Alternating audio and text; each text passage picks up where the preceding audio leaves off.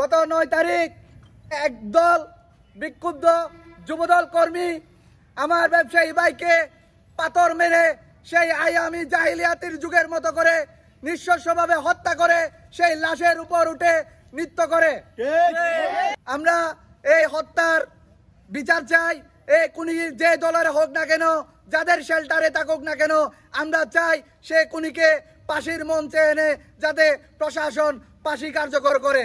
আমরা ইন্টারিম থেকে জানতে চাই আপনারা আর কত ব্যবসায়ী ভাই আর কত শিক্ষার্থী নিহত হলে আপনারা এই খুনের বিচার করবেন। 2000 শহীদের বিনিময়ে আমরা যে জুলাই পেয়েছি সেই জুলাইয়ে কোন চাঁদাবাজের স্থান হবে না।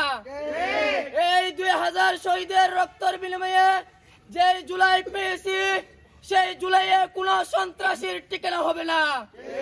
আমরা ইন্টেরিয়ামের কাছে জানতে চাই আর কত চাঁদাবাজের হাতে, সন্ত্রাসীদের হাতে আমার দেশের নিরীহ মানুষ হত্যা হলে তাদের টনক নড়বে।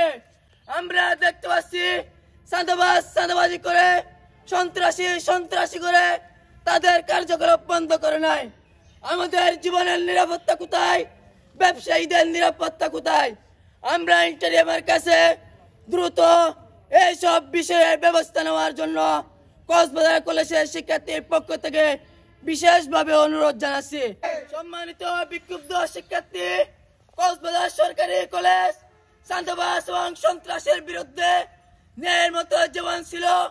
এই দেশের মজলুম মানুষের পাশে ভবিষ্যতেও থাকবে ইনশাল্লাহ।